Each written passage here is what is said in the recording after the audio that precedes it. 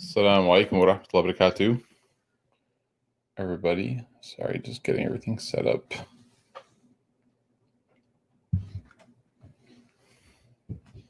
All right, can everybody hear me okay? Audio is okay? All right. Bismillah walhamdulillah. Wassalatu wassalamu ala rasulillah wa ala alihi wa ashabihi ajma'in. Welcome back to our twice a week reading of Imam al-Ghazali's text on bettering the prayer. And so last session, we talked about and we discussed the different steps of preparing oneself for the prayer. How does one prepare oneself for the prayer? And what are some of the mental thoughts that somebody should have in preparation for prayer in order to have a prayer that is actually meaningful and actually is transformative? And so Imam Ghazali, he gave us, he laid out the steps that we take before the prayer in preparation. And he talked about, the adhan. He talked about making wudu. He talked about getting dressed appropriately. He talked about facing the qibla. He talked about standing up properly for prayer. And then he talked about making the intention. So these are all the different categories of preparation that Imam Ghazali gives us.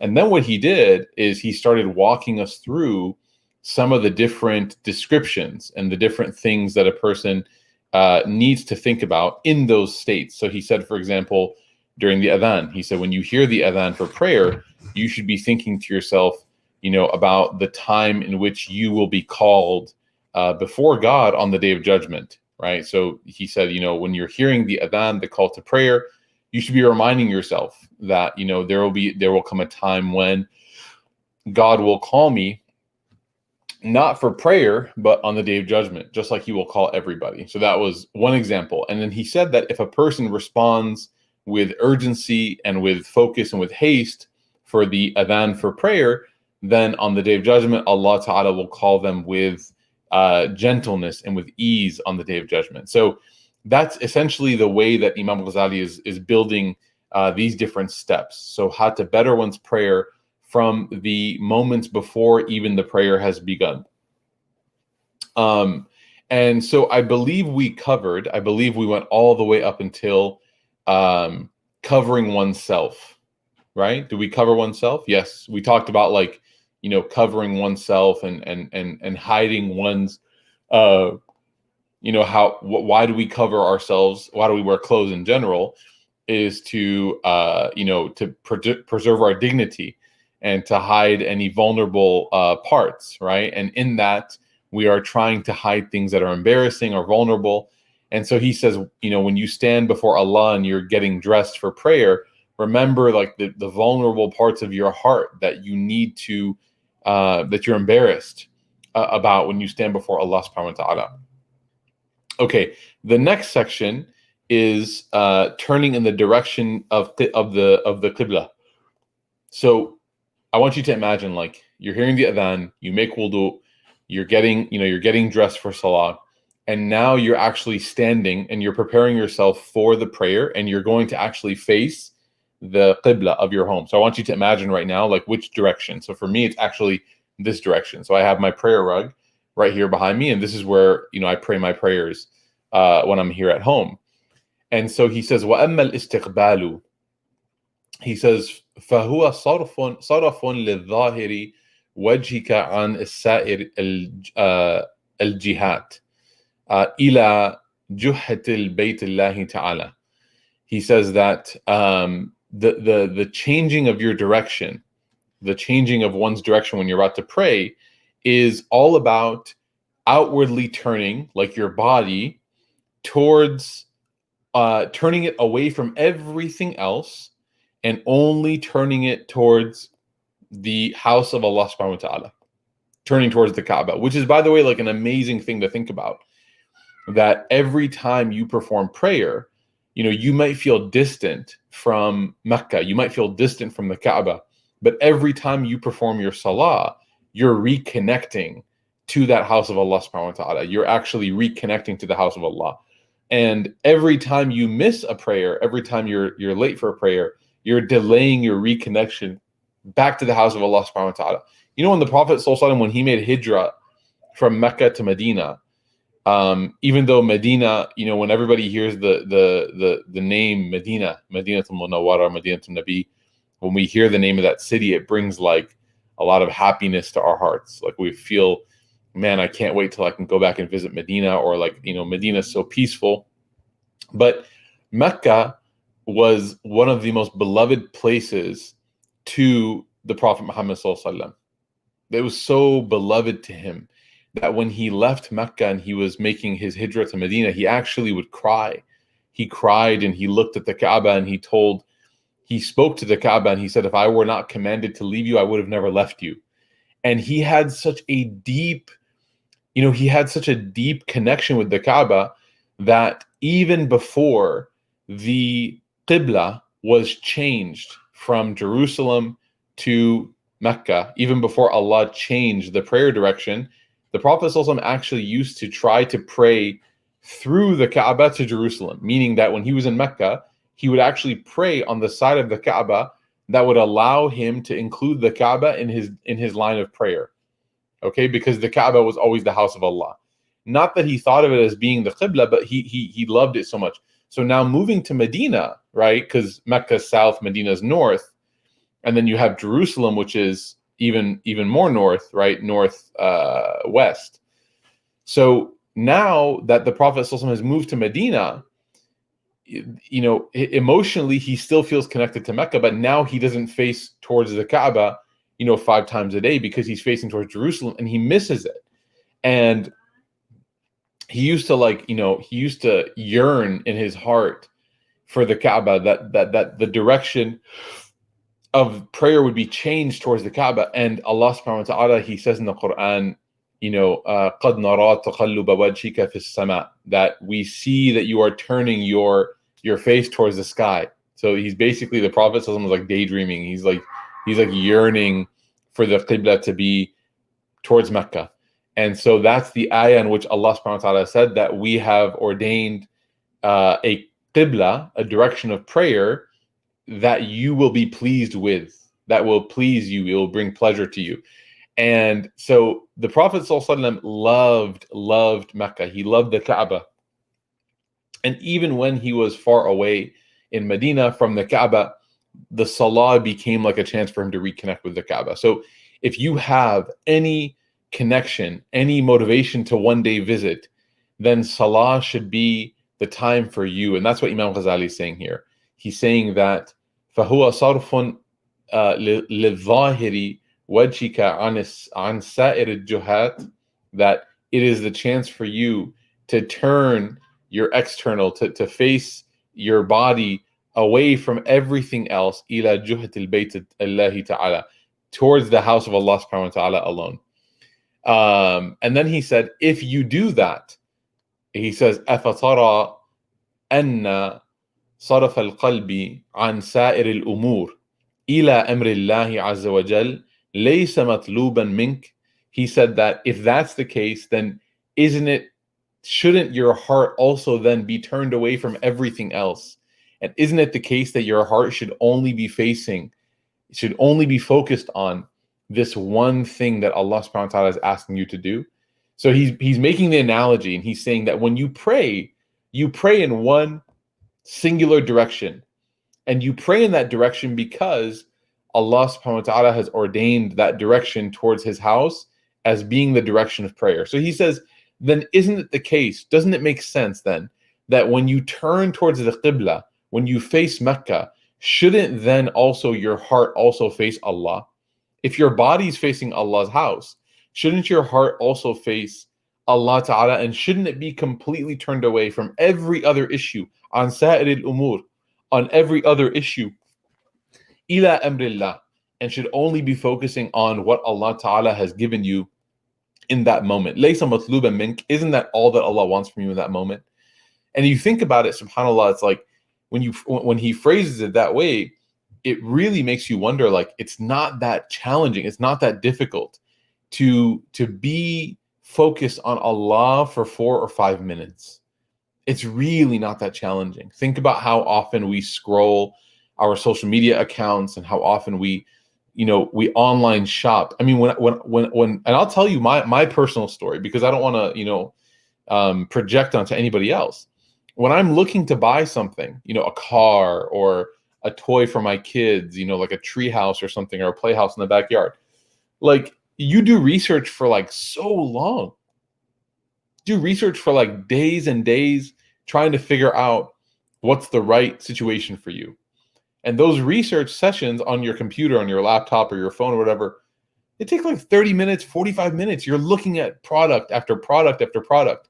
You're reading reviews. You're looking at people's, positive reviews, negative reviews. You spend so much time. I spend so much time looking. And then once you found the one you want, then you go and you start looking for prices, and you try to find, okay, what coupons can I use? Are there promo codes? Maybe I should get it used, right? So there's like all this investment into purchasing something. It's just nonstop. The time investments, it's really amazing. So then what about salah? What is it about salah that makes us so hasty to finish it and to get done with it and to get back to everything else? Sa'ir al-umur, as he says, every other situation. So he says that when you face your body towards the qibla, nobody would just stand up and pray in any direction. That's like the first question everybody asks when it's time to pray, and you're in a place that you don't know. You start asking, like, where's the qibla? Where's the direction for prayer? So he's saying, as you face your heart towards that direction for the qibla, then you also need to, or as you face your body, you also need to check your heart. Like, am I thinking about other things? Okay. And he continues and he says, hayhat fala matluba siwa. That hayhat basically means like absolutely not, or of course not. He says that there is nothing else that should be sought from you. Like, the only thing that's sought from you is that. And he says, وَإِنَّمَا هَذِهِ الظَّوَاهِرِ الظَّوَاهِرُ تَحْرِيكَاتٌ لِلْبَوَاطِنِ. That he said that the only reason or the purpose of you making these physical movements is so that your internal will also make the same movements. That the reason why you change your body towards the qibla of the house of Allah is so that your internal will also change its direction towards the house of Allah subhanahu wa ta'ala, towards Allah subhanahu wa ta'ala. Okay, so he says, إِنَّمَا هَذِهِ الظَّوَاهِرُ تَحْرِكَاتٌ لِلْبَوَاطِنِ. That the movements of the outer are just for the inner. Okay, وَضَبْطٌ لِلْجَوَارِحِ. And to make sure that your senses are focused. وَتَسْكِينٌ لَهَا بالإثبات في جحة واحدة حتى لا تبغي على القلب. He says that, and it's meant to calm yourself and give you and to reset your foundation, so that your only focus, your only intention and focus is singular in that moment, until your heart has been completely until your heart has been protected from everything else that could take over it. So facing the qibla is meant to prepare you and to give your heart this sense of purpose in the prayer. فَإِنَّهَا إِذَا بَغَتْ وَظَلُمَتْ فِي حَرَكَاتِهَا وَالْتِفَاتِهَا إِلَى جِهَاتِهَا. Then he says that, and he says basically that if your heart and if your limbs and if your mind and everything, if they are focused and if they are there and if they are calmed and if you're not like bothered by anything else, then he says that what? Istatba'at al-qalb. Your heart will follow.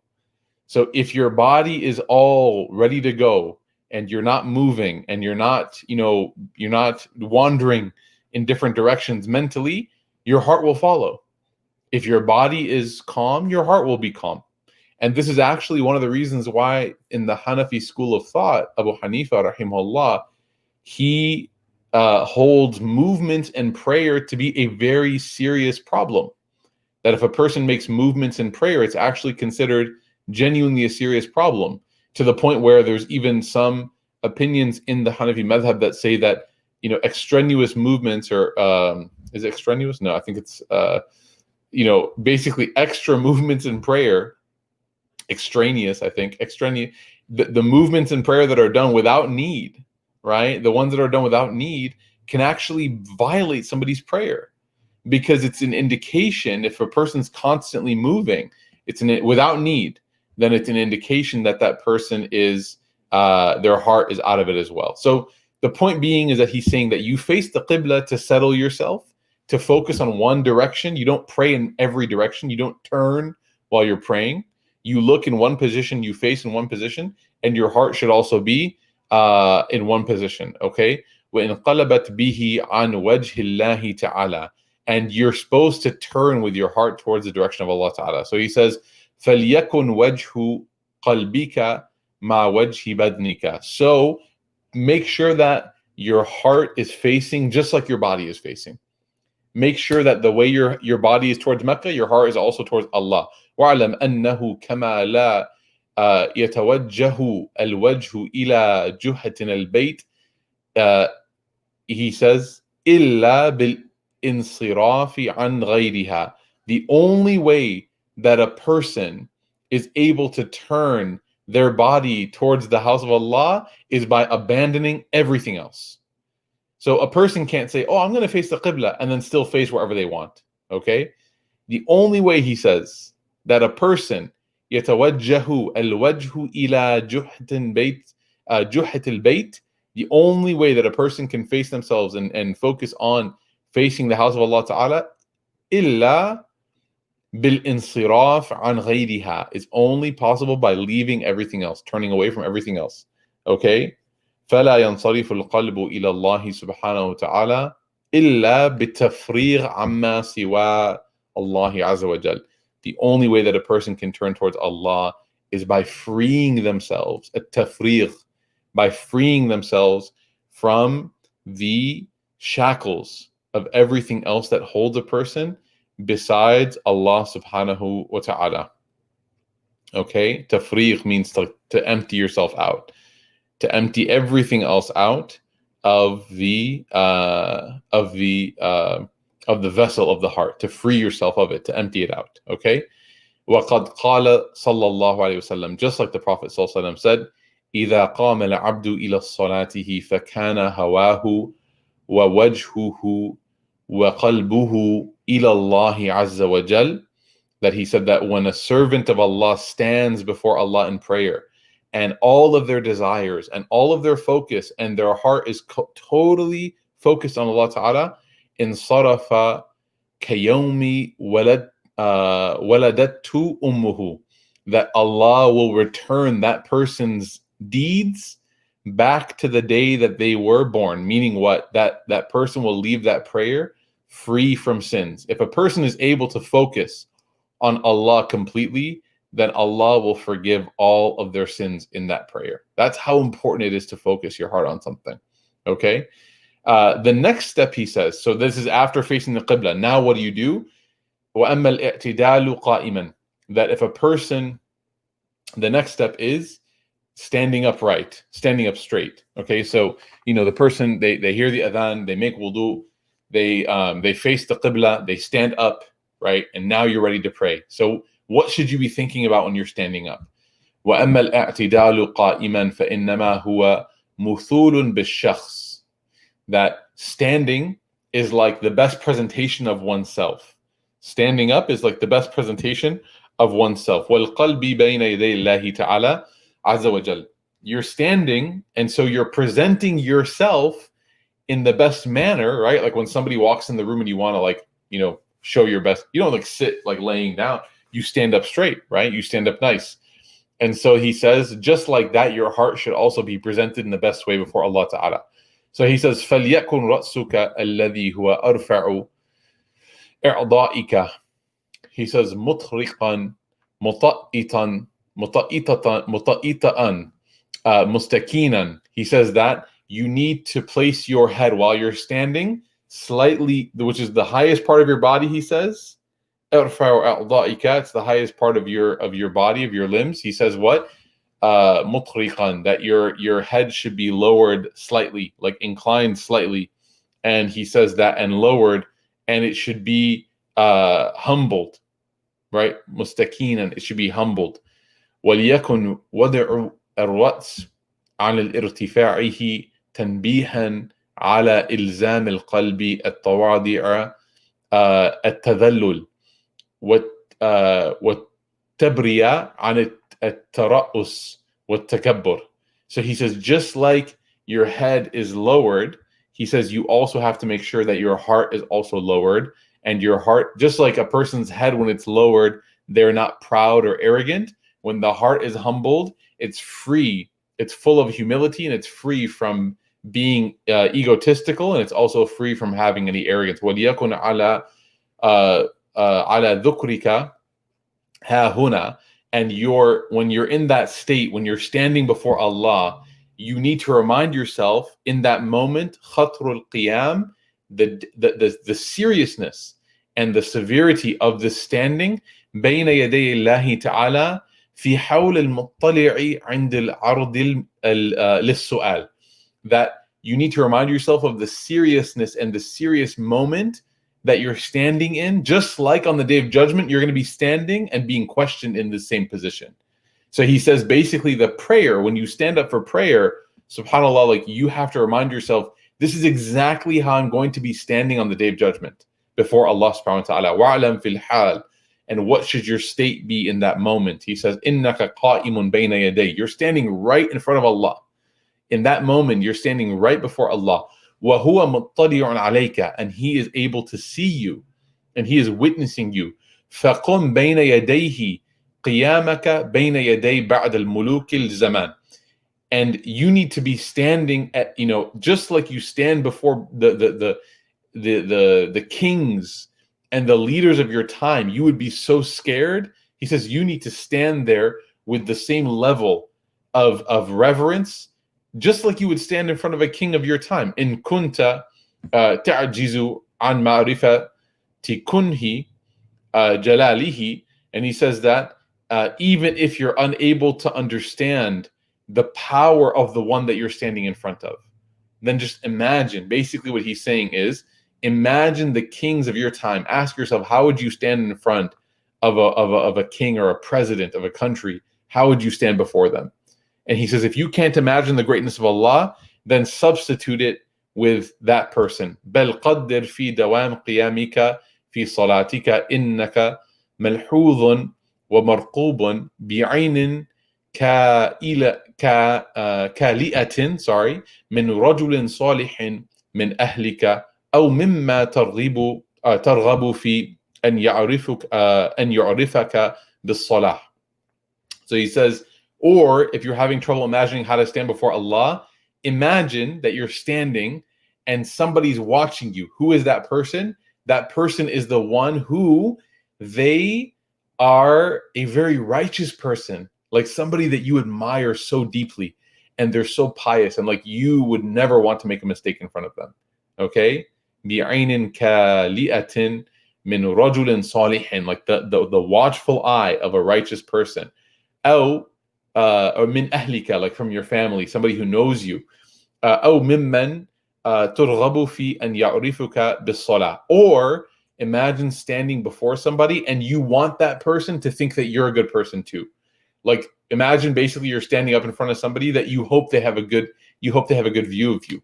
فإنه تهدأ عند ذلك أطرافك. And he says that person, like you want them to be able to you want them to be able to,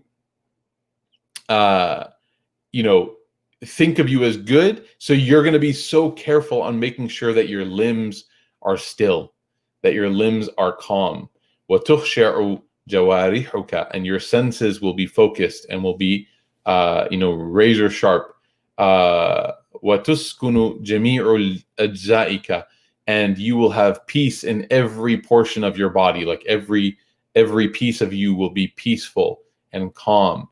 خيفة أن ينسبك ذلك العاجز المسكين إلى قلة الخشوع. Then he says that you will be so perfectly balanced and still out of fear of somebody who compared to Allah is a very poor and a very humble, lowly person. Like you're basically, he's saying, like, if you are having trouble focusing before Allah Imagine being still and focusing before anybody else that you respect. And you would be so scared of that person. You would never want them to see you messing around during prayer. You'd never want someone that you respect to see you looking around during prayer. Okay? You'd never want someone that you respect to see you like thinking about other things during prayer. And so he says, then what about, this person compared to Allah is nothing. Compared to Allah is nothing. And so he says that you would never want this person that you respect to think that you don't have any focus on prayer. So then what about Allah? Okay? He says, then what about that? Okay? Then he says, and we'll finish with this, وَإِذَا أَحْسَسْتَ مِن نَفْسِكَ بِإِلْتِمَاسِكَ عِنْدَ مُلَاحَظَةِ عَبْدٍ مِسْكِينٍ. He says that, and if you find that you are able to restrain yourself in the presence of a lowly servant, of somebody else, basically, if you find that you're able to maintain and preserve yourself in those moments, he says, فَعَاتِبْ نَفْسَكَ وَقُلْ لَهَا. Then he says, then you need to, reprimand yourself, hold yourself accountable, and you need to say to yourself, what? إِنَّكَ تَدَّعِينَ مَعْرِفَةِ اللَّهِ وَحُبَّهُ. You think that you know Allah and that you love Allah. Look at you, right? Basically, if you're able to be very well behaved in front of human beings, but not in front of Allah in your prayer, then you need to sit down and think to yourself, man, you claim to be somebody who practices the religion and who loves God. أَفَلَا تَسْتَحْيِينَ مِنْ إِسْتِجْرَائِكَ. That don't you have any humility or any shyness towards your disobedience of Allah. And he says, عَلَيْهِ مَا تَوْقِيدِكَ عَبْدًا مِنْ عِبَادِهِ. And don't you have any shyness or don't you have any shyness or any concern over your preference of a servant of God over Allah? Okay? أَوْ تَخْشِينَ النَّاسَ وَلَا تَخْشِينَ اللَّهَ وَهُوَ أَحَقُّ أَنْ يُخْشَى. That he says that, and you have more fear of people, but you don't have fear of Allah, even though He is the one that deserves to be feared. وَلِذَلِكَ لَمَّا قَالَ أَبُو هُرَيْرَةَ رَضِيَ اللَّهُ عَنْهُ كَيْفَ الْحَيَاءُ مِنَ اللَّهِ. And he says, and it is with this that Abu Hurairah said to the Prophet ﷺ, Ya Rasulullah, what is shyness with Allah? What is hayat with Allah? فَقَالَ صَلَّى اللَّهُ عَلَيْهِ وسلم تَسْتَحْيِي مِنْهُ كَمَا تَسْتَحْيِي مِنْ الرَّجُلِ الصَّالِحِ مِنْ قَوْمِكَ أَوْ مِنْ أَهْلِكَ. That you should have, Abu Hurairah said, how can you be shy before Allah? How is it possible to be shy before Allah? And he said, the Prophet ﷺ said, تَسْتَحْيِي مِنْهُ, that you should be shy before Allah, كَمَا تَسْتَحْيِي مِنَ الرَّجُلِ الصَّالِحِ, just like you should be shy before a very noble and righteous person from your family. So I want you to imagine like you're joking around. Sheikh Abdul Nasser actually gave a great example. He said, you're joking around, you're kind of, horsing around, you're laughing, you're like tossing something back and forth, and all of a sudden your friend's grandfather walks in, or their grandmother walks in, right? How do you change your behavior when that person walks in? That person's grandfather, their grandmother, okay? Or like your father-in-law, your mother-in-law. How do you change your behavior? You change it instantly because you realize that this is a person that deserves my respect, okay? And so Abu Hurairah is asking, Ya Rasulullah, how can we be shy before Allah? And the Prophet ﷺ said, have this same level of reverence, that when that grandfather walks in the room, you stop horsing around, you stop joking around too much, right? You give that grandfather respect. So then what about with Allah? When it's time for prayer, you don't let your mind wander, you don't horse around anymore. Okay? We ask Allah Ta'ala to grant us tawfiq and success in our prayers. We ask Allah Subhanahu wa Ta'ala to make us amongst those people that can pray with focus and with quality in our salah. Ameen ya Rabbil Alameen. Inshallah, I hope everyone has a wonderful weekend, and we will be reconvening, continuing reading from the book, mashallah, this beautiful book. We're about halfway done, actually. Next Tuesday, inshallah. Jazakumullah khairan, everybody. Take care. Wassalamu alaikum wa rahmatullahi wa barakatuh.